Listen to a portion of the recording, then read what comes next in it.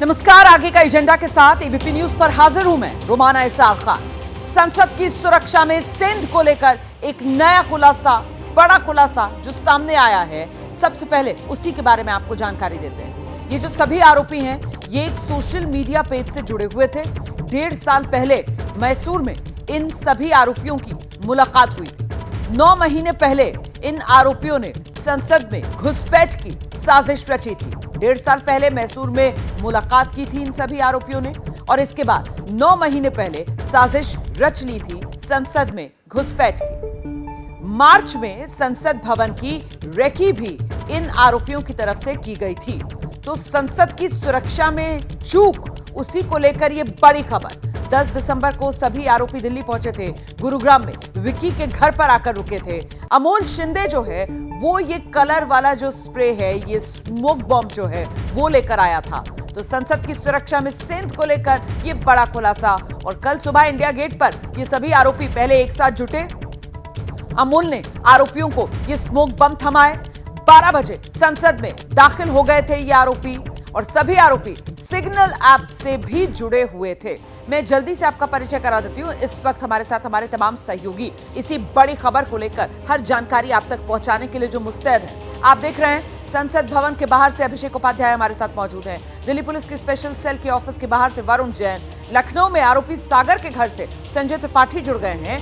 जींद से आरोपी नीलम के गांव से निधि श्री हमारे साथ हैं। गुरुग्राम में आरोपी विक्की के घर से दिव्यांकर तिवारी भी इस वक्त हमारे साथ मौजूद। सबसे पहले लेकिन आपको चलते हैं लेकर दिल्ली पुलिस की स्पेशल सेल के ऑफिस के बाहर से वरुण जैन इस वक्त हमारे साथ मौजूद हैं, और वरुण बताएंगे अभी तक इस पूरे मामले को लेकर दिल्ली पुलिस की पूछताछ में मोडस ऑपरेंडी क्या साफ हो रही है। वरुण,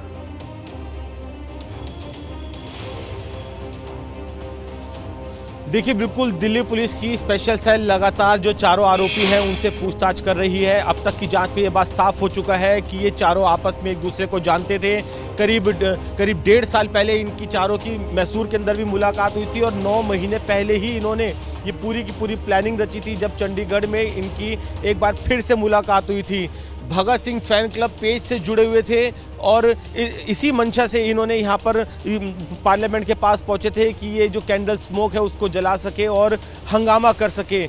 इस पूरे मामले के अंदर अगर आप देखेंगे तो ललित झा भी बेहद मेन कैरेक्टर है, जो कि जिस समय इस वारदात को अंजाम दिया जा रहा था वो पार्लियामेंट के बाहर ही मौजूद था और अपनी मोबाइल से वीडियो बना रहा था। उस वीडियो को उसने एक एनजीओ को भी भेजा, और उसके बाद वो इन सभी का मोबाइल लेकर फरार हो गया। ललित झा की गिरफ्तारी बेहद इंपॉर्टेंट हो जाती है, क्योंकि उन मोबाइल से भी पुलिस को एविडेंस मिलेंगे। साथ ही जैसा कि अब तक की जांच में बात आ रही थी कि इन चारों पांचों के पीछे कोई संगठन भी हो सकता है, कोई वो शख्स भी हो सकते हैं जो इन्हें उकसा रहे हो, और जिस तरीके से एक एनजीओ के साथ जाके तार जुड़ रहे हैं वो बेहद महत्वपूर्ण हो जाता है कि आखिरकार ये एनजीओ कौन है जिसको ललित झा ने इस पूरे हंगामे का सबसे पहले वीडियो भेजा था और कहा था कि वो इस वीडियो को संभाल कर रखे, और मीडिया से भी काफ़ी इस घटना को कवरेज मिल रही है। तो वो एनजीओ की फंडिंग के कहाँ से हो रही है, किस तरीके से एनजीओ काम करती है, कौन कौन लोग उस एनजीओ के साथ जुड़े हुए हैं। तो कहीं ऐसा तो नहीं कि ये पूरा का पूरा जो मास्टरमाइंड है उस एनजीओ के जरिए ही इन सब को चला रहा हो, इनको रिडिकुलाइज कर रहा हो, इनको उकसा रहा हो। तो पुलिस इन सभी एंगल्स पर जांच कर रही है।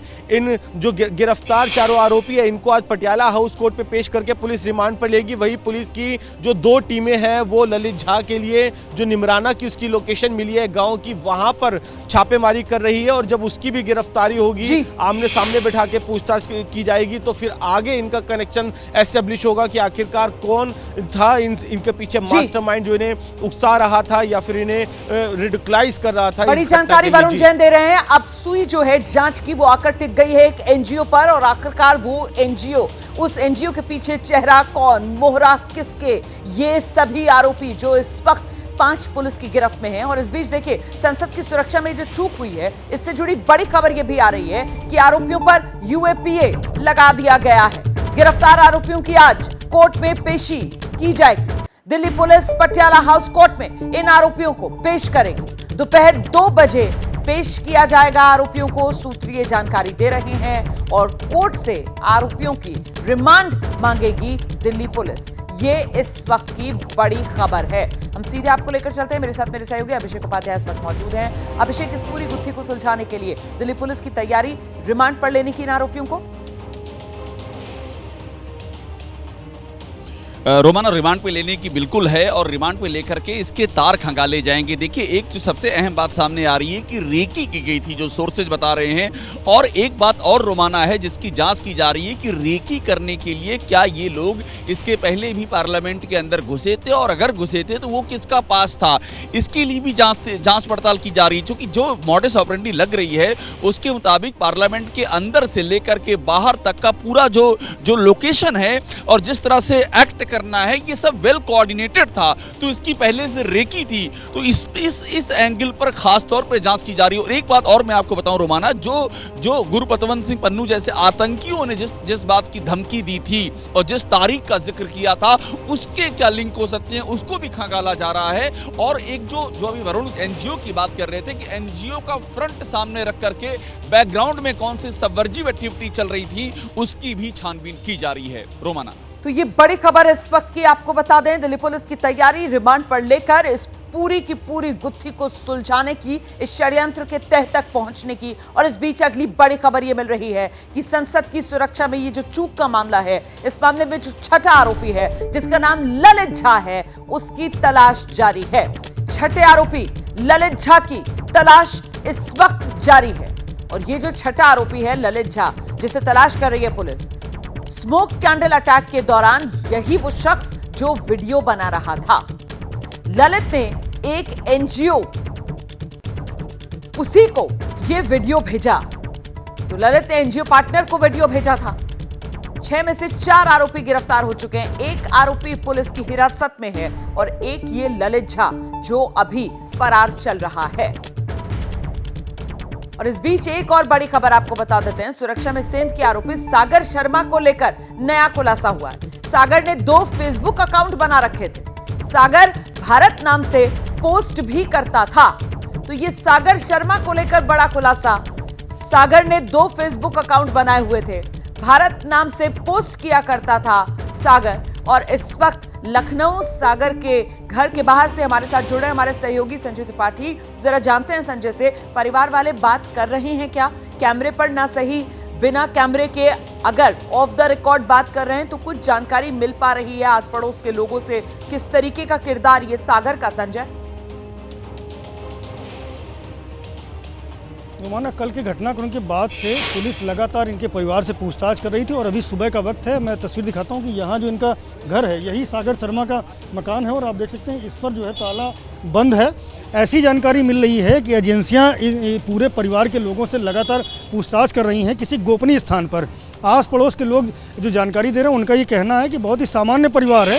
और सागर की जहाँ तक बात करें, कभी उसका इस तरह की किसी गतिविधि में शरीक होने की बात सामने नहीं आई थी। सुबह से ही ये जो आलमबाग जहाँ पर सागर का घर है, रामनगर इलाका है ये, उसकी पतली सी गली है जहाँ पर सागर रहता था। एक बहन है उसकी, फादर उसके कारपेंटर का काम करते हैं। और अभी इस वक्त सारे लोग यहाँ नहीं हैं, ये पास पड़ोस के लोग हैं। ये बताइए कि सागर को जानते रहे, देखते रहे आप लोग? हाँ भैया, ड्राइविंग करता था। बहुत चीज़ की क्या चलाता था? ऑटो चलाता था जी। कभी देखा आपने कौन मिलने कुछ लोग आते हैं? कोई नहीं आता, अपने काम से काम रखता था। किसी राजनीतिक दल से जुड़ा रहा? ना कोई ऐसा नहीं, हमारे मोहल्ले में कोई मतलब नहीं था।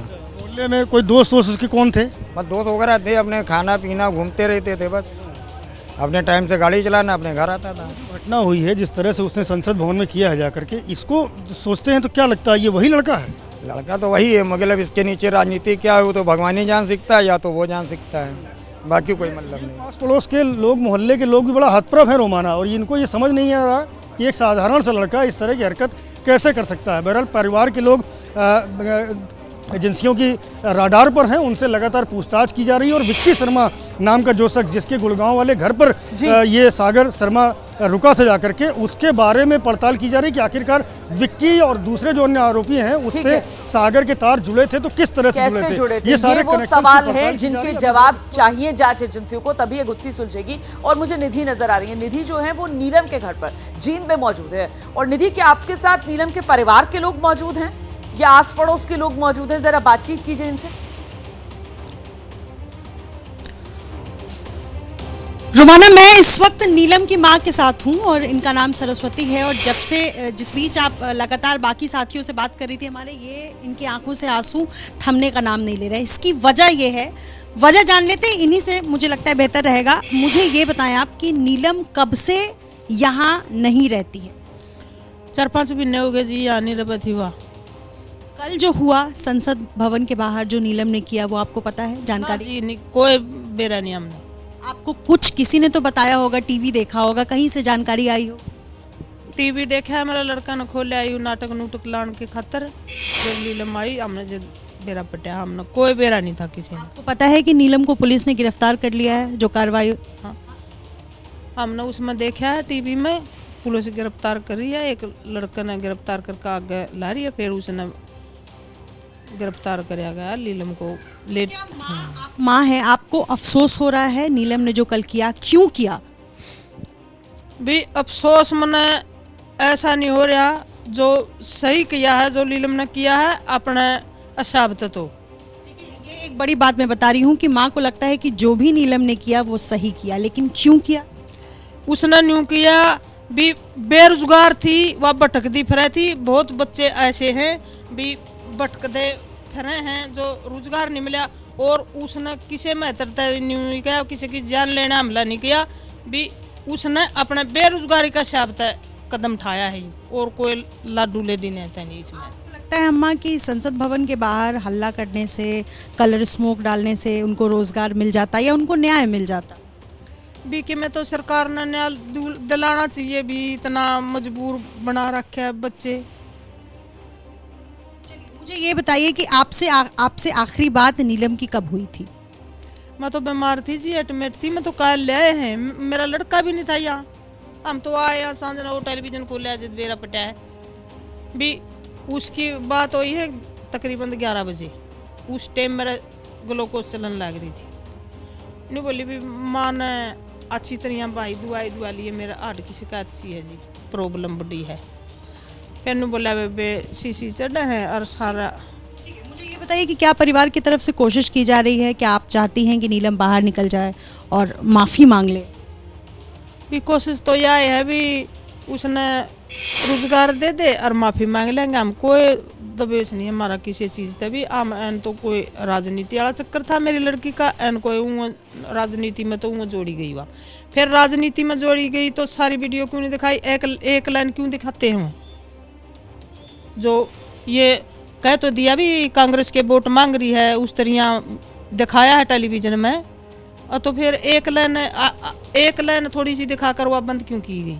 वह सारी वीडियो भी दिखाओ, वह वोट मांगती फिर है जो, वह सारी वीडियो भी होनी चाहिए। ये कमरा नीलम का है? हाँ, नीलम का कमरा। और ये आप एक बार उठे अम्मा, और ये एक बार तस्वीर में ज़रा दिखाऊं कि चूंकि ये अम्मा बता रही हैं नीलम की माँ कि वो पढ़ाई बहुत ज़्यादा करती थी, और उसके इस कमरे में जहाँ भी अगर आप तस्वीरें देखेंगी अलग अलग पोस्टर्स लगे हुए हैं, भगत सिंह को मानती थी। और इस बेड में अम्मा चूंकि दिखा रही हैं कि इसमें सिर्फ किताबें ही नज़र आ रही है, और बेटी बेरोज़गार थी, 30 साल उनकी उम्र हो गई थी और लंबे वक्त से रोज़गार नहीं मिला था। और इसी वजह से ये देखिए किताबें, चूंकि जब मैं यहाँ पहुँची हूँ तो ये किताबें मुझे दिखा रही थी। क्या कह रही थी आप? ने बोली माँ मैं रोजगार तो बहुत परेशान हूँ, मारे घर के मन न्यू लगे मैं बोझ हूँ। फिर मैंने न्यू कहा बेटी नौकरी नहीं मिलती तो तू बोझ नहीं समझ रहा।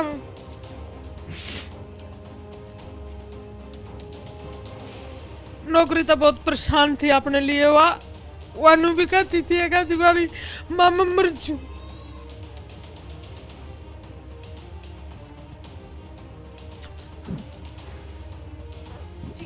बाकी लोग जो चूंकि अभी तक पुलिस ने 4 लोगों को गिरफ्तार किया है, तो संसद भवन, आप उनको जानती थी पहले से? कभी नीलम ने कुछ? मैं कदे भी नहीं जानू थी, एन मेरी लड़की जाने थी उनने, एन मेरे कदे घर आए हुए, एन मेरी लड़की की कदे बात हुई उनके साथ में।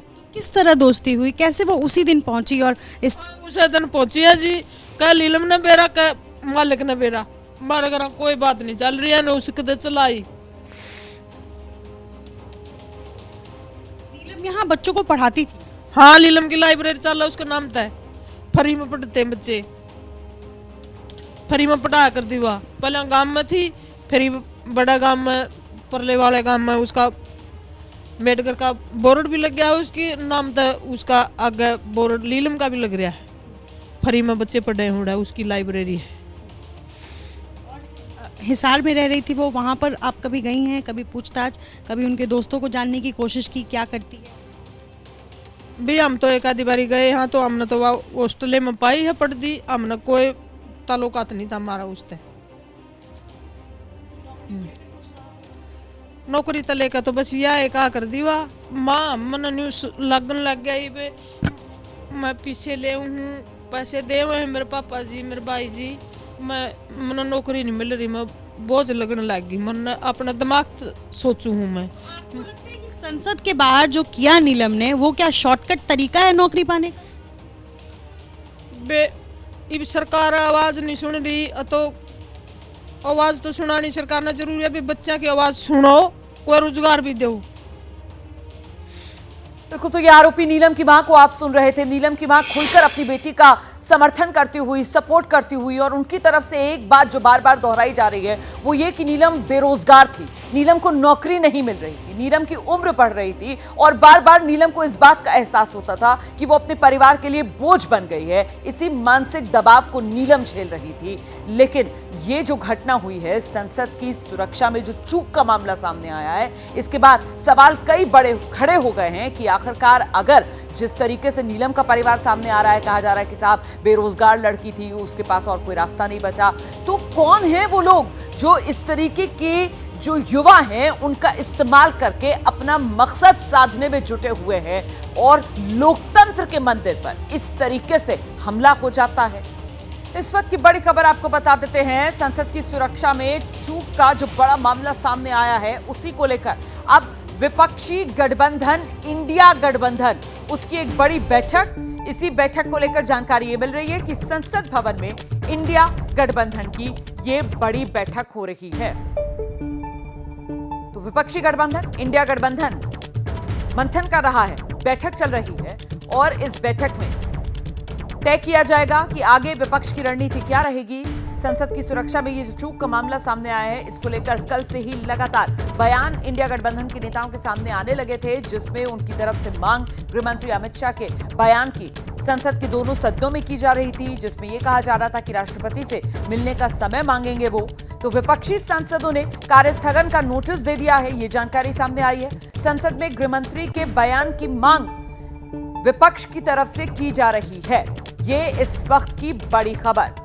कार्यस्थगन का प्रस्ताव दे दिया गया है, गृहमंत्री अमित शाह के बयान की मांग की गई है और संसद की सुरक्षा में चूक के मामले पर घमासान जो है वो बढ़ता जा रहा है। इस मामले में समाजवादी पार्टी के सांसद हैं एसटी हसन, उनका बयान सामने आ गया है। एबीपी न्यूज से बातचीत में समाजवादी पार्टी के सांसद डॉक्टर एसटी हसन ने कहा है कि बीजेपी सांसद का कोई कसूर नहीं, ये एक आतंकी घटना है, इसकी जांच होनी चाहिए और जांच के बाद कड़ी कार्रवाई हो। हमारे साथ में समाजवादी पार्टी से सांसद एसटी हसन साहब हैं, उनसे बात करते हैं। पहली बात मुझे आप ये बताइए, ये जो हुआ है, जिस तरह से संसद की सिक्योरिटी ब्रीच हुई है, इस घटना को आप कैसे देखते हैं? उनमें यूएपीए लगाया गया है जो आतंकवाद से जुड़ा हुआ कानून है, आप कैसे देखते हैं इसको? देखिए, बहुत दुखद घटना हुई है, सिक्योरिटी का ज़बरदस्त लैप्स हुआ है, जानते हुए कि आज संसद के ऊपर हमला हो सकता है। थ्रेट थी पहले से, उसके बावजूद सिक्योरिटी का ध्यान नहीं रखा गया और ये लोग अंदर आ गए, जूते के अंदर वो ये इस तरह का बारूद लेके आ गए जिससे ये धुआं निकला। घटना को कितना सीरियस, क्या ये आतंकी घटने की तरह है क्या? ये जाहिर है कि एक टेररिस्ट तो हम सभी हो गए थे कि कौन कूद आए। एक पहली निगाह में तो एकदम दिल में यही आया दिमाग में कि ये टेररिस्ट घुस गया है, ये कहीं कोई बम ना फाड़ दें, ये कहीं कोई गोली ना चला दें।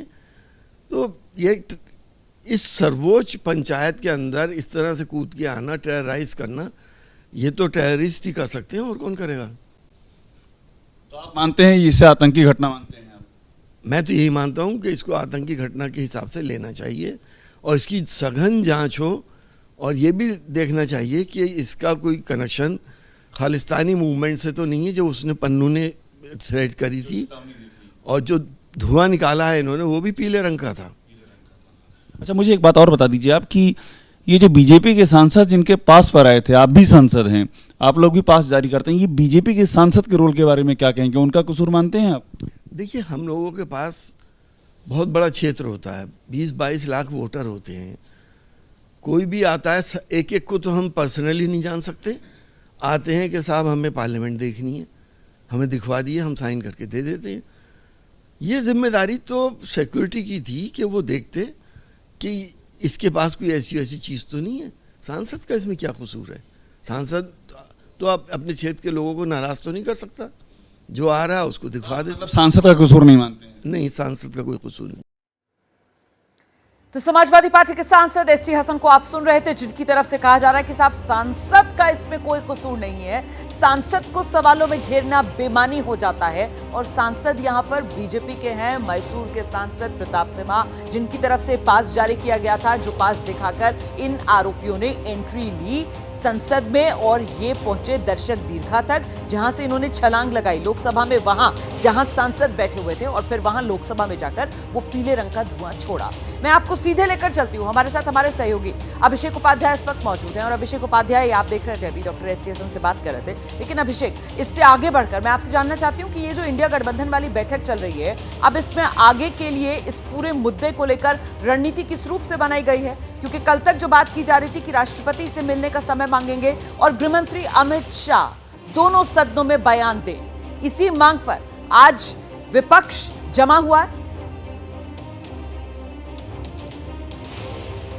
ये दोनों ही मुद्दे बहुत ही अहम है रोमाना, और जो हमारी जानकारी है इस बैठक में सबसे बड़ी बात जो सबसे पहले वो जो मांग रहेगी कि अमित शाह केंद्रीय गृह मंत्री वो बयान दें और पूरा सिलसिलेवार जानकारी दें, और सिक्योरिटी लैब्स को सरकार एडमिट करे। जोर इस बात पे रहेगा कि सरकार ये माने कि उससे चूक हुई और बड़ी चूक हुई है, पहली बात। दूसरी बात, जो राष्ट्रपति के पास जाने वाली बात थी वो एग्जैक्टली वो एक बड़ा मसला है, लेकिन इन सब से बढ़कर के एक बड़ा मसला ये भी है कि आज जो है कार्य स्थगन प्रस्ताव दिए गए हैं पार्लियामेंट में, तो आज संसद में कोई और बिजनेस नहीं होने पाएगा। जो हमें अभी तक समझ में आ रहा है यही मुद्दा उठाया जाएगा और संसद के जरिए इस बात को ये इंडिया गठबंधन रखने की कोशिश करेगा कि देश की सबसे बड़ी लोकतंत्र के मंदिर में भी अगर सुरक्षा मुस्तैद नहीं है तो ये सरकार की जिम्मेदारी, और सरकार इस जिम्मेदारी को ओन करे।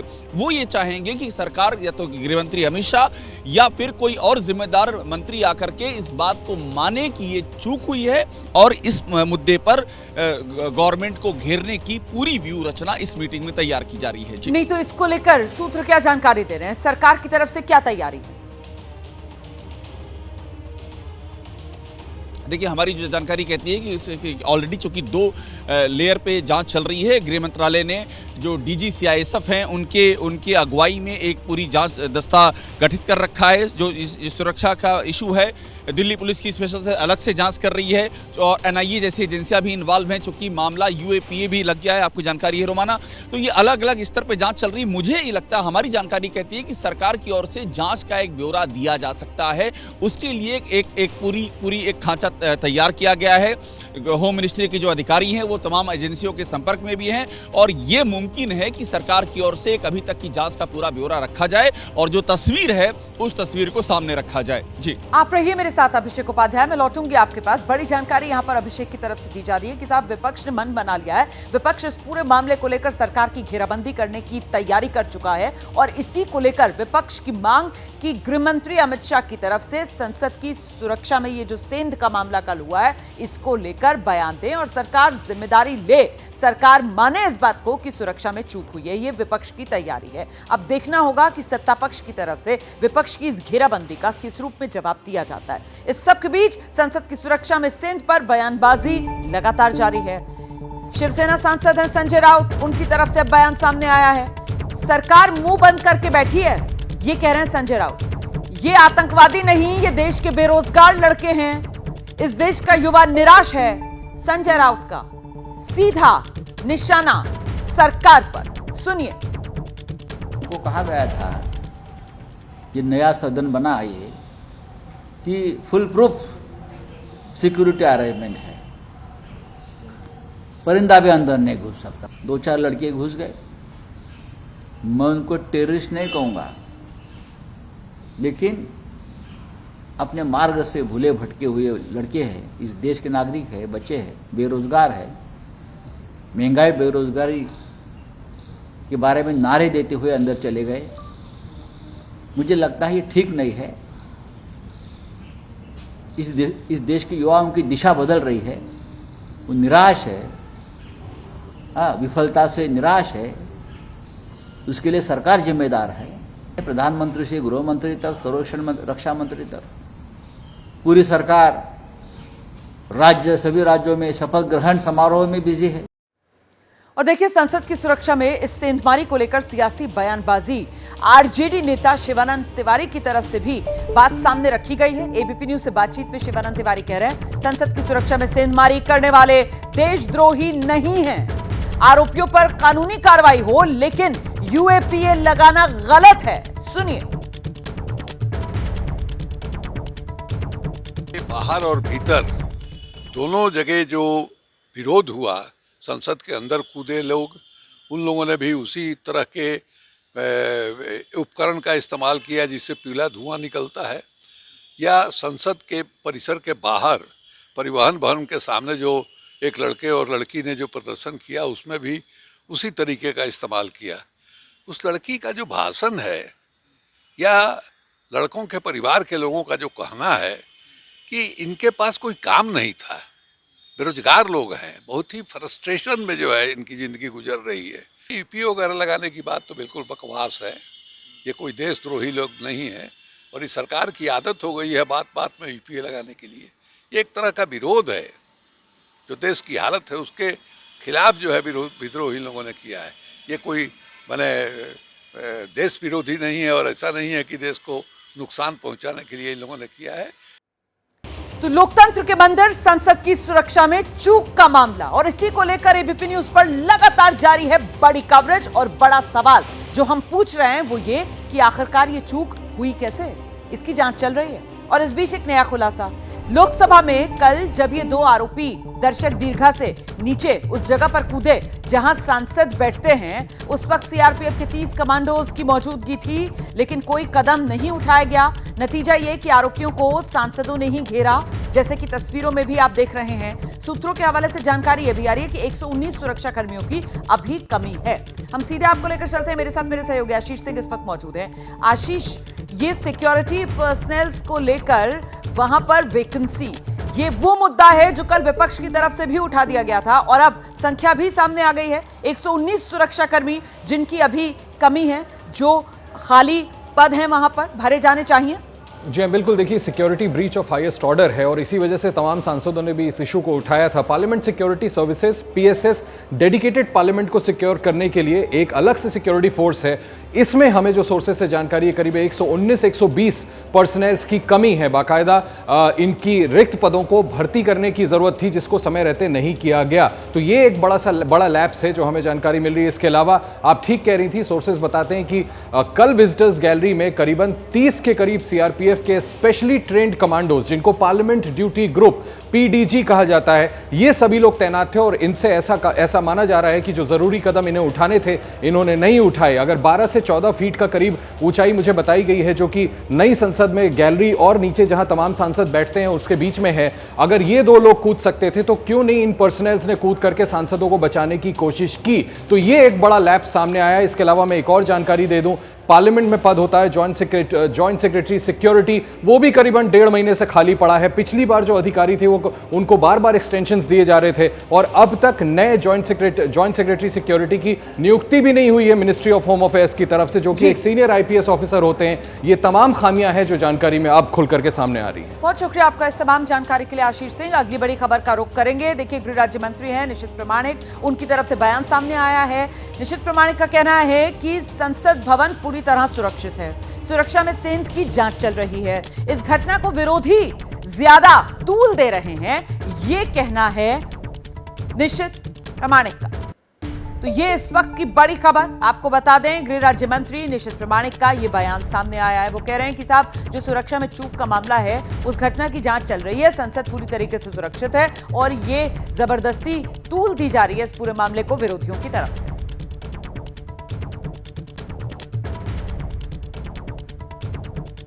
पर निश्चित रूप से जांच हो रहा है और होगा भी, लेकिन मैं कहूँगा जो है संसद भवन पूरी तरह से सुरक्षित है, पूरी तरह से ये सुरक्षा से घिरा हुआ है। कोई भी सांसद महोदय का कोई भी यहाँ पर जो है खतरा नहीं है।